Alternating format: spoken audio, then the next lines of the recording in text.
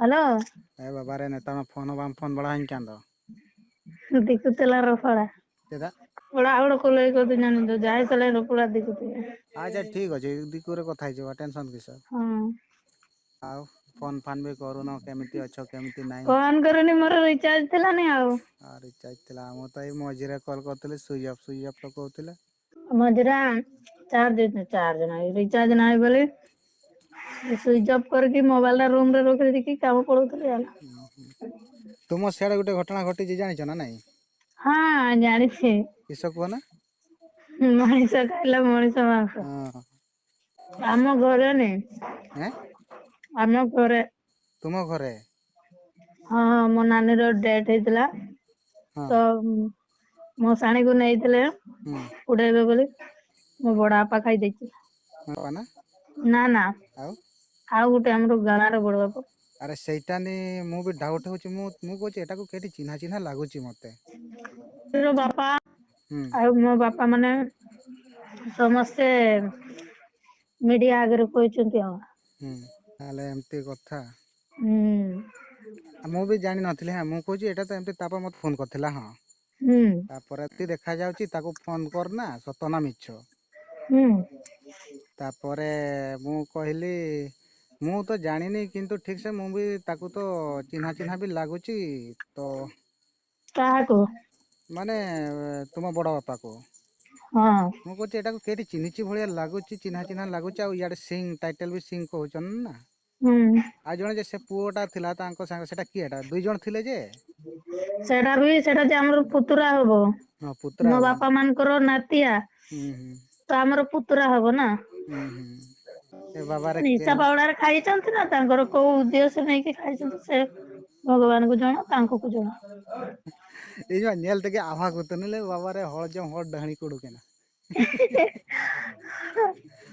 ଡାହାଣୀ ହୁଁ ଡାହାଣୀ ସାର୍ ଡାହାଣୀ ମୋ ବଡ ବାପା କହୁଛି ଡାହାଣୀ ସାର୍ ଇଏ ତାର 5ଟା ପିଲାକୁ ମାରି ସାରିଲାନି।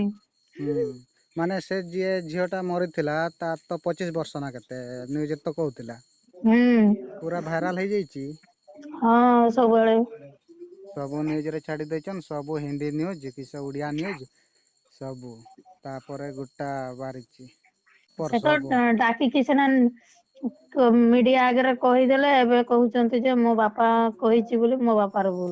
ଏ କେମିତି ସାହସ କଲା ସେ ମାଂସ ଖାଇବା ପାଇଁ ମଣିଷ ମାଂସ ସେଠି ସେ ପୋଡିବାକୁ ପରା ନିଶା ହଉଛି ନିଶା ଯେତେବେଳେ ଯେତେ ଶୁଣ ଯେତେ ନିଶାରେ ଥିଲେ ବି ଏ କିସ ମଣିଷ ମାଂସ ମାନେ ତା ହାତ କେମିତି ଗଲା ସେଠି? ସେ ତାକୁ ସେ ପରା ମୋ ବାପା ପଚାରିଲା କାହିଁକି ଖାଇବୁ ନା ମତେ ଗୋଟେ ଝିଅ କହିଛି ହଁ ସେଟା ଖାଇବୁ ନ୍ୟୁଜରେ ତ ବୋଲି କହୁଥିଲା କହୁଛି। ନ୍ୟୁଜରେ ବି କହୁଥିଲା। ସେ ତାର କୋଉ ଉଦ୍ଦେଶ୍ୟ ନେଇକି ଖାଇଥିବ। ହୁଁ ସିଏ ଗୁଣିଆ ଜାଣେ ତ ସେଥିପାଇଁ।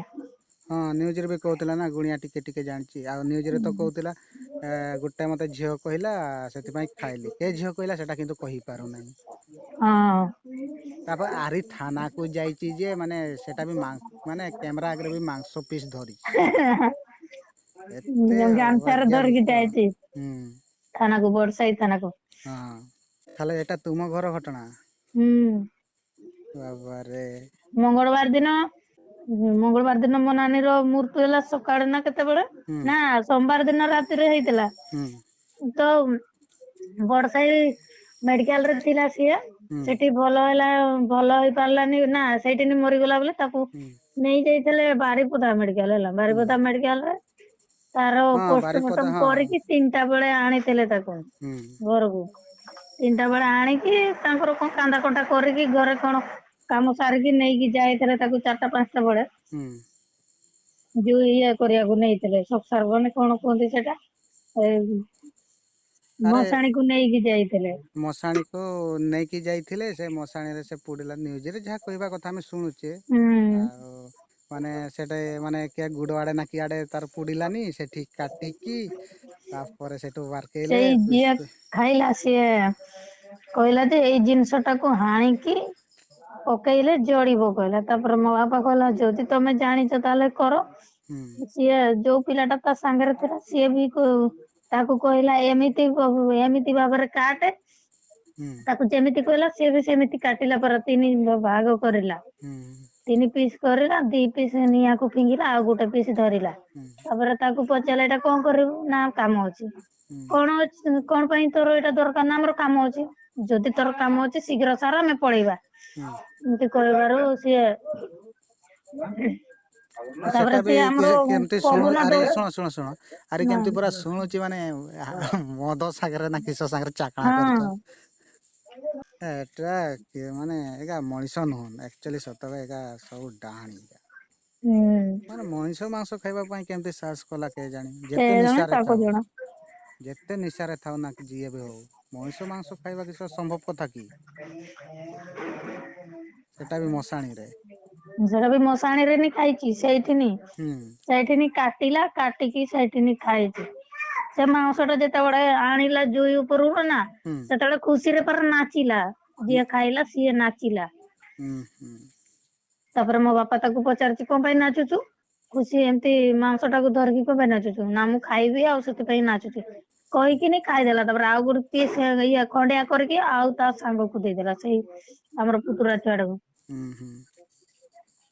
ନା ଟା କେମିତି କହିଲା କେଜାଣି ନ୍ୟୁଜରେ ଭୁଲିଗଲି। ସୁନ୍ଦର ସୁନ୍ଦର ନା କେମିତି ଗୋଟେ ତା ନାଁ ରୁହେ ଭୁଲିଗଲି। ଆରେ ସେ ତୁମର ପୁତୁରା ବି କହୁଛି, ତାକୁ ବି ବାହାରି ଦଉଛି ଯେ ଦେଇକି ସିଏ ତାକୁ ଧରେଇଲା, ତାପରେ ସିଏ ବି ଖାଉଛି। ସେଟା ବି ହଁ ମିଡିଆ ଆଗରେ। ହଁ କାହାକୁ କଣ କହିବୁ? ଏବେ ତେବେ ଏଇନା କେଠି ଅଛ କି? ଭଦ୍ରକରେ। ହଁ ଭଦ୍ରକରେ। ଭଦ୍ରକରେ ଆସିଛି ଯେ କାଲି ଯିବି ଘରକୁ, ଭାବୁଛି ତ କଣ ଅଛି। ହୁଁ ହୁଁ। ତୁମର କିଏ ମଲା କି ସିଏ କି? ମୋ ନାନୀ ପରା, ମୋ ବଡବାପାର ଝିଅ। ଓହୋ। କେମିତି ଜର ହଉଥିଲା ଯେ ନାଇଁ? ସୁମିତ୍ରା ସିଂହ ନା ସୁସ୍ମିତ୍ରା ସିଂହ ତା ନାଁ। ହଁ ସେଟା ବି ଠିକ ସେ କହିପାରୁନ। ହେଁ ସେଟା ବି ତାଙ୍କ ନାଁ ବି ଠିକ ସେ କହିପାରୁନ। କିଏ? ଆମ୍ ଆମ ମାରାମ ତା ନାଁ ମୁଁ ଫାଷ୍ଟ ଟାଇମ ନ୍ୟୁଜରେ ଶୁଣୁଛି, ନହେଲେ ମୁଁ କେବେ ବି ଶୁଣି ନଥିଲି। ତୁମେ ତ ରହିଲ ମୁଁ ତା ଶାଶୁ ନାଁ ଜାଣିଛି ଟୁନି ବୋଲି ହେଲା। ତାର ସୁସ୍ମିତା ନା ରଶ୍ମିତା ନାଁ ବୋଲି ମୁଁ ଜାଣିନି। ସେଟା ଆହୁରି କେମିତି ଜାଣ, ତୁମେ ତ ସିଆଡେ ରହିଲ ବାହା ହେଇକି ଆଉ। ହୁଁ। ଆମେ ତ ଛୋଟ ବେଳୁ ଜାଣିଛୁ ଟୁନି ଟୁନି ବୋଲି, ସମସ୍ତେ ଟୁନିନି ଜାଣିଥିଲୁ। ହଁ। କାଲି ସେ ନ୍ୟୁଜରେ ସିନା ଦେଖଉଛନ୍ତି ତା ନା ଆଉ। ସୁସ୍ମିତ୍ରା ନା କେମିତି ଗୋଟେ। ଆଉ ତମେ ଯେ କୋଉଠି? ଏଇ ଘର ପାଖରେ ଅଛି, ଫୋନ କରୁଛି। କଥା ହେଇଯାଅ ତାହେଲେ। ହଉ ତା ଫୋନ ରଖ ହେଁ। ହୁଁ। ହଁ।